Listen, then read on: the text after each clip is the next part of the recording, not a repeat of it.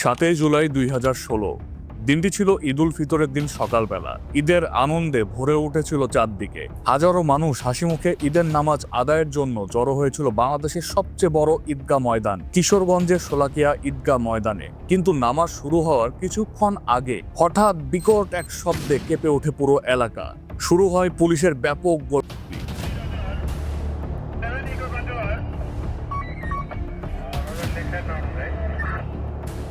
এর মধ্যেই ইমাম সাহেব তাকবীর দিয়ে নামাজ শুরু করেন। আর ঠিক সেই মুহূর্তেই শোলাকিয়া ঈদগাহ ময়দানে ঘটে যায় এক অনাকাঙ্ক্ষিত ভয়াবহ ঘটনা, যেটা আজও শোলাকিয়া মানুষের কাছে এক বিভীষিকাময় দুঃস্বপ্ন হয়ে রয়ে গেছে। কিশোরগঞ্জের শোলাকিয়ার হামলাকারীরা একই জঙ্গি সংগঠনে বলে দাবি করেছেন। Police have held 3 suspected assailants for Thursday's attack on the Sholakia Eidgah. আসসালামু আলাইকুম, আমি জুনায়েদ ইসলাম।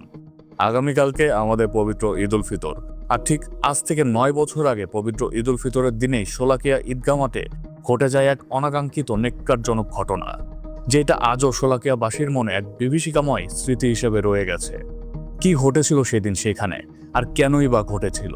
এই সমস্ত প্রশ্নের উত্তর আজকে আমরা জানার চেষ্টা করব এই ভিডিওতে। তো চলুন দেরি না করে সরাসরি ঘটনায় চলে যাওয়া যাক। 7 জুলাই 2016 সকাল প্রায় 9টা। আজকে পবিত্র ঈদ উল ফিতরের দিন। শোলাকিয়াবাসী হাসি মুখে ঈদের সালাত আদায় করার জন্য বাসা থেকে বের হয়েছে। বাংলাদেশের মধ্যে সবচেয়ে বড় ঈদগাহ মাঠ এই কিশোরগঞ্জের শোলাকিয়া ঈদগাহ মাঠ। এই ঈদগাহ মাঠ প্রায় 200 বছরেরও বেশি পুরানো। শোলাকিয়ার এই সুবিশাল ঈদগাহ মাঠে প্রায় 4 থেকে 5 লক্ষ মানুষ একসাথে ঈদের জামাত আদায় করতে পারে। আর এই জন্যই মানুষ দূর দূরান্ত থেকে ঈদের জামাত আদায় করার জন্য এইখানে আসে। বাংলাদেশের সবচেয়ে বড় ঈদগাহ মাঠ হওয়াতে নিরাপত্তা ছিল অনেক বেশি। পুলিশ থেকে র্যাব সবার নিরাপত্তা বেষ্টনী ছিল তখন চোখে পড়ার মতো।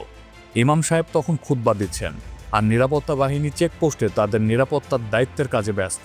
ঈদগাহ মাঠের পাশেই ছিল ঝর্ণা রানী ভৌমিকের বাসা। স্বামী ও এক সন্তানকে নিয়ে বেশ সুখের সংসার তাদের। এলাকার মধ্যে বেশ সুনামও রয়েছে তার, কারণ বাংলাদেশের সবচেয়ে বড় ঈদগাহ মাঠ হওয়াতে দূর দূরান্ত থেকে অনেকেই এখানে ঈদের জামাত পড়তে আসেন। আর দূরে থেকে আসার জন্য অনেকেরই পানি তৃষ্ণা লাগে। আর ঝর্ণা রানী ভৌমিক অন্য ধর্মের হওয়া সত্ত্বেও ইসলামের প্রতি ভালোবাসা থেকে বাসার বাহিরে দাঁড়িয়ে থেকে অনেক মুসল্লিদেরই প্রতিবার ঈদে পানি খাওয়াতেন। কিশোরগঞ্জে আজিমউদ্দিন হাই স্কুলের সামনে পুলিশ একটি চৌকি টহল বসিয়েছিল নিরাপত্তার জন্য।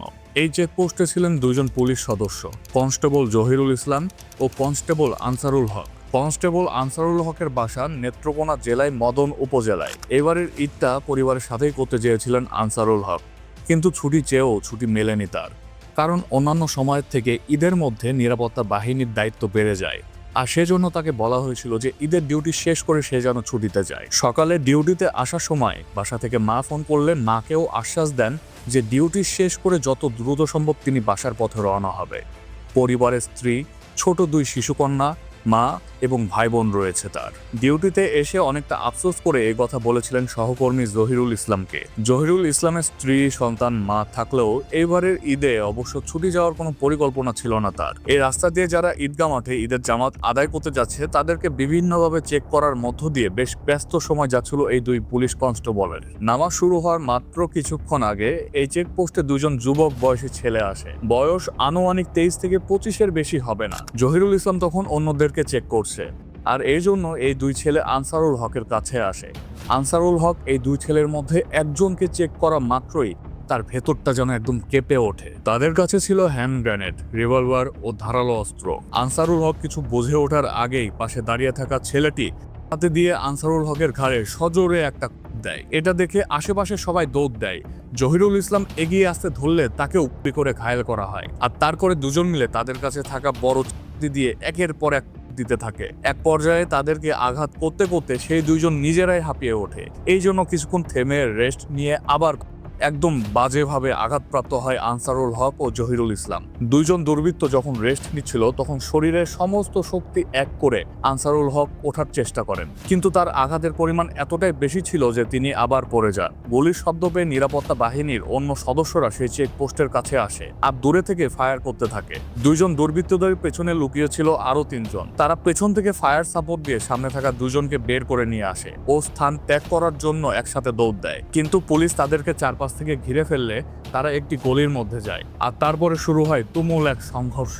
শোলাকিয়া ঈদগাহ মাঠের একটি রীতি প্রচলিত আছে, আর সেইটা হলো ঈদের নামাজ শুরু হওয়ার আগে পুলিশ আকাশের দিকে বন্দুক তাক করে ব্ল্যাঙ্ক অ্যামুনেশন ফায়ার করে মুসল্লিদের নামাজের সংকেত দিত। তাই এত গোলাগুলির পরেও সেখানে থাকা লাখো মুসল্লি বুঝতে পারেনি যে বাহিরে কি হচ্ছে। ইমামকে এই ঘটনা সম্পর্কে অবগত করলে খুব দ্রুত বয়ান শেষ করে তাকবীর দিয়ে তিনি নামাজ শুরু করে দেন, আর শুরু হয় শোলাকিয়া ঈদগাহ মাঠের 191তম ঈদের জামাত। আইন শৃঙ্খলা বাহিনী তাদের সর্বোচ্চ চেষ্টা করেছিল যেন এই খবর ভেতরে থাকা মুসল্লি কোনোভাবেই জানতে না পারে। মাঠের মাইকে যেহেতু একজন ইমাম কোরআনের বয়ান পড়ছিলেন, তাই বাহিরের এই খবরগুলো ভেতরে কোনোভাবেই পৌঁছায়নি। সেই সময় নামাজের মধ্যে যদি আতঙ্ক ছড়িয়ে যেত, তখন লাখ লাখ মানুষের দৌড়াদৌড়ি শুরু হলে হয়তো কয়েক হাজার মানুষ অপিষ্ট হয়ে আহত অথবা নিহত হতে পারত। নামাজ শুরু হওয়ার আধা ঘন্টা আগে মাঠের খতিব ও ইমাম মাওলানা ফরিদ উদ্দিন মাসুদ হেলিকপ্টারে করে কিশোরগঞ্জে আসেন, কিন্তু এমন পরিস্থিতিতে তাকে কোনোভাবেই মাঠে নিয়ে আসা সম্ভব হয়নি। তাই তাকে সার্কিট হাউসের সেফ জোনে থাকতে বলা হয়। নামাজের পরে ইমাম সাহেব মুসল্লিদের উদ্দেশ্যে বলেন কেউ যেন মেইন রোড দিয়ে বাসায় না যায়। বলা হয় মাঠের পেছনের রাস্তা দিয়ে মাঠ ত্যাগ করতে, আর আজিমউদ্দিন স্কুলের পাশে যাদের বাসা তাদেরকে মাঠে অবস্থান করতে বলা হয়। তখনই মুসল্লিরা পুরো ঘটনা সম্পর্কে না জানতে পারলেও কিছু একটা সন্দেহ করেছিল, কিন্তু আল্লাহ তাআলার অশেষ রহমতে সেদিন কোনো বড় বিশৃঙ্খলা ঘটেনি। পুলিশ সদস্য আনসারুল হক ও জহিরুল ইসলামকে দ্রুত চিকিৎসার জন্য নিয়ে যাওয়া হয়। পরবর্তীতে চিকিৎসাধীন অবস্থায় তারা দুজনই মারা যায়, আর সর্বমোট 9 জন পুলিশ সদস্য আহত হয়। যেখানে গোলাগুলি চলেছিল সেখানে ছিল ঝর্ণা রানী ভৌমিকের বাসা। বাহিরের গোলাগুলি এবং পরিস্থিতির ভয়াবহতা বুঝতে পেরে ঝর্ণা রানী ভৌমিক বুদ্ধি করে মেঝেতে শুয়ে পড়েন, কিন্তু কিছুক্ষণ পরে কোনো একটা কারণে ওপরে থাকা একটি গামছা নিতে গেলে একটি গুলি লোহার জানালার শিকল ভেদ করে ঝর্ণা রানী ভৌমিকের ঠিক মাথায় এসে লাগে, আর তিনি সেখানেই নিহত হন। মাত্র বছরের শিশু সন্তান শুভদেব এবং তার স্বামীর সামনে তার নিথর দেহটি লুটিয়ে পড়ে। 7 বছর বয়সী শুভদেবের মনে তখনও একটাই প্রশ্ন বারবার ঘুরছিল, আমার মা তো কোনো দোষ করেনি, তাহলে কেন তাকে তার জীবন দিতে হলো? বাহিরে তখনও হামলা পাল্টা হামলা চলছিল। হামলাকারীরা পালানোর জন্য সর্বোচ্চ চেষ্টা করতে থাকে। একটানা প্রায় 3 ঘন্টা গুলি পাল্টা গুলি, ধাওয়া পাল্টা ধাওয়া চলতে থাকে, আর সর্বশেষ পুলিশের গুলিতে একজন নিহত হয়। 2 জন পালিয়ে যায় ও বাকি 2 জনকে গ্রেপ্তার করা হয়। পুলিশ ঘটনাস্থল থেকে 2টি পিস্তল, কয়েক রাউন্ড গুলি, 2টি ও একটি উদ্ধার করেছে। যে জঙ্গি নিহত হয়েছিল তার নাম আবির রহমান। এখন আপনাদের মনে হয়তোবা প্রশ্ন আসতেই পারে যে কেন হঠাৎ করে এরকম জঙ্গি হামলা করা হলো, আর কেই বা এই আবির রহমান? আবির রহমানের বয়স 22 বছর। তার বাবার নাম সিরাজুল ইসলাম। তাদের বাড়ি কুমিল্লা হলেও তারা থাকতেন ঢাকার বসুন্ধরায়। আবির রহমান ঢাকা নর্থ সাউথ ইউনিভার্সিটির ব্যবসা শাখার ছাত্র ছিলেন, কিন্তু 2016 সালের 1 মার্চ হঠাৎ করে আবির নিখোঁজ হয়ে যায়। তার বাবা মা পরিবার তাকে অনেকভাবে খোঁজাখুঁজি করার চেষ্টা করলেও তাকে কোনোভাবেই খুঁজে পায়নি।